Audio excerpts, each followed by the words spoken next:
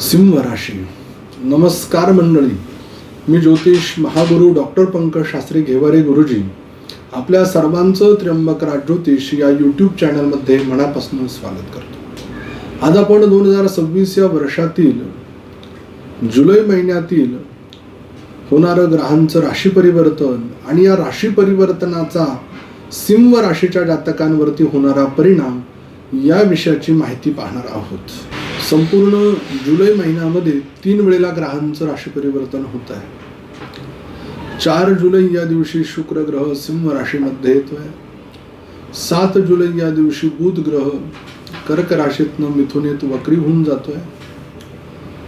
16 जुलै या दिवशी सूर्य ग्रह कर्क राशीमध्ये राशी परिवर्तन करतोय. या राशी परिवर्तनाचा सिंह राशीच्या जातकांवरती होणारा परिणाम. ग्रहांचे होणारे सिंह राशीवरती परिणाम. प्रथम स्थान सूर्य या ग्रहाची ही राशी आहे.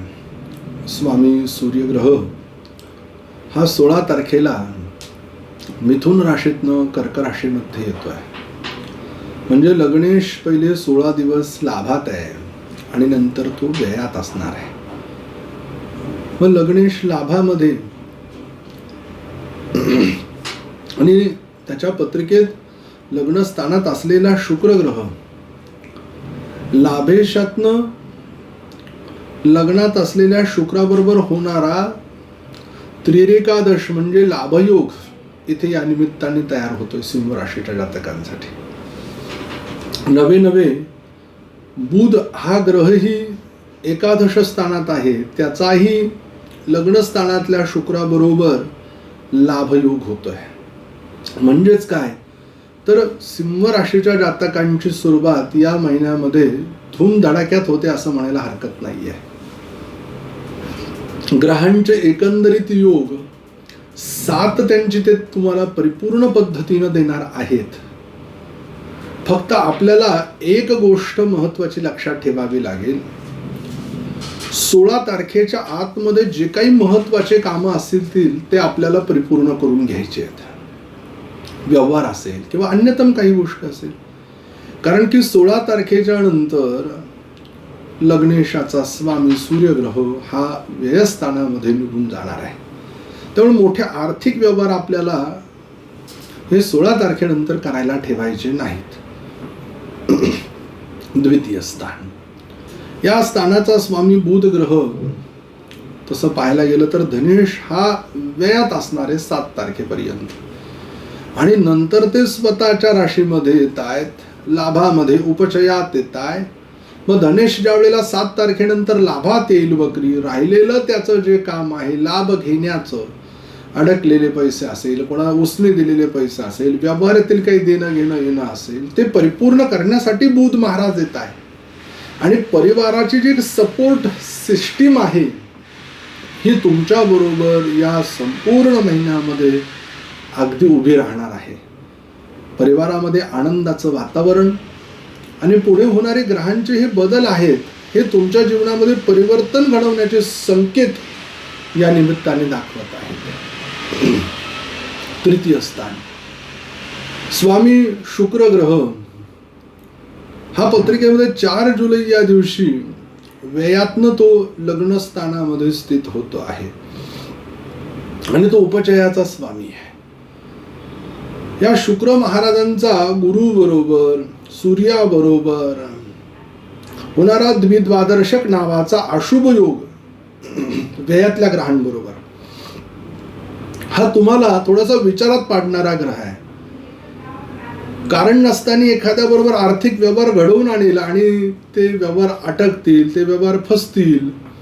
म्हणून ज्योतिषशास्त्रांच्या ग्रहांचे जे योग आहेत ते तुम्हाला असं सुचवत आहे की या कालखंडात कोणाशी अति मोठे व्यवहार करू नका, देवाणघेवाण शक्यतो टाळा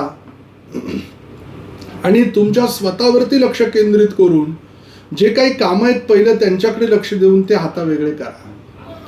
एखादा तुम्हाला कमीपणा दाखवेल की बाबा तुम्ही एवढे मोठे आहात, व्यवहार का करत नाही, कमी म्हटलं तरी चालेल, परंतु कुठेही अडकणे फसणे नको. चतुर्थ स्थानाचा स्वामी मंगळ ग्रह आहे. तो दशमस्थानामध्ये आहे.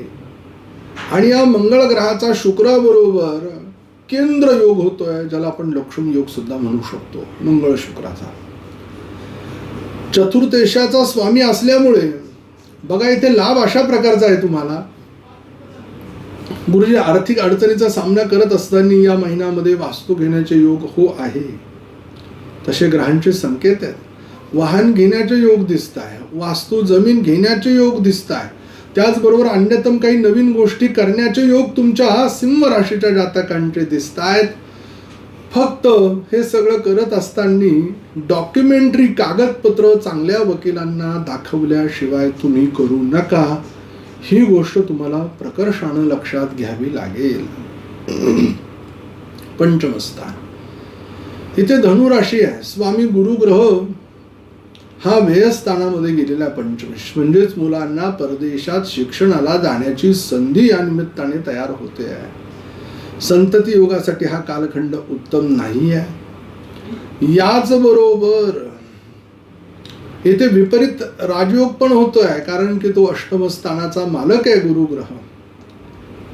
त्याचबरोबर शनी महाराजांचा होत असलेला गुरु सूर्याबरोबर नवपंचम नावाचा राजयोग आहे.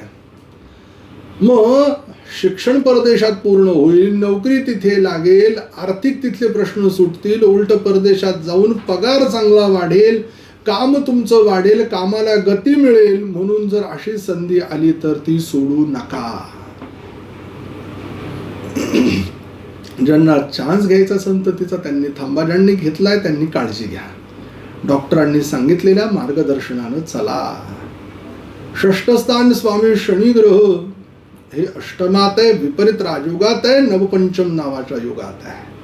त्यामुळे त्यांची शक्ती वाढली आहे, त्यांचं कर्तृत्व वाढलं आहे, मेहनतीनंतर यश देण्याची त्यांनी हमी घेतली आहे. परंतु सपोर्ट आहे ती तुमच्या पाठबळाची, तुमच्या कष्टाची.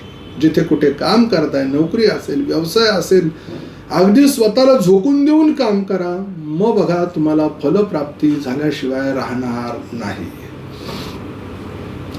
सप्तमस्थान येथे शुक्राचा आणि राहूचा समसप्तक नावाचा योग तयार होतो आहे. आणि या स्थानाचा स्वामी शनी अष्टमात आहे. शनी महाराजांचा सूर्याबरोबर गुरुबरोबर झालेला नवपंचम योग आहे. त्यामुळे चांगली वधू मिळण्याचा योग, चांगला वर मिळण्याचा योग, पार्टनरशिपमध्ये चांगले योग, व्यवसाय वाढण्याचा योग हे दाखवत आहे. अष्टमाचा स्वामी गुरुग्रह व्ययात विपरीत राजयोगात अचानक धनप्राप्ती देणार आहे. भाग्याचा स्वामी मंगळ ग्रह हा दशमात शुक्राबरोबर केंद्र योगात आहे. भाग्याची साथ कष्टाला मिळणार आहे, तुम्हाला मिळणार आहे. आकर्षकतेच्या व्यवसायामध्ये यश, जे म्हणून काही व्यवसाय सुरू केले त्यामध्ये धनप्राप्ती, मोठं पद मिळण्याचा योग हेही दाखवते. एकादश स्थानाला लाभस्थान म्हटलं गेलेलं आहे. त्या स्थानात बुध महाराज लाभेश लाभात उपजयाचा त्याच्यात आलेल्यामुळे लाभ काही थांबणार नाही, तुमची प्रगती काही कोणी थांबू शकणार नाही. तुम्ही प्रगतीच्या दृष्टीने वाटचाल करा. व्ययस्थानामध्ये सूर्याची गुरुची 16 तारखेनंतर सहवासातनं युतीकडे वाटचाल आहे, भविष्य युतीकडे, आणि ती तुम्हाला अध्यात्मामध्ये पैसा खर्च करायला लावणारी आहे. सिंह राशीच्या जातकांसाठी शुभ रंग हा पोपटी आहे, शुभ अंक 9 आहे. शुभ दिवस 15, 16, 17, 18 तारीख आहे. अशुभ दिवस 2, 3, 4, 5, 29, 30 तारीख आहे. आपल्यासाठी मंत्र ओम सूर्याय नमः. ओम ह्राम ह्रीम रौम सह सूर्याय नमः असं म्हणून रोज सूर्यनारायणाला 1 लोटा जल अर्पण करा. शक्य असेल गूळ आणि वस्त्र दान करा. लवकर भेटू पुढील व्हिडिओमध्ये. तोपर्यंत सर्व प्रेक्षकांना नमस्कार.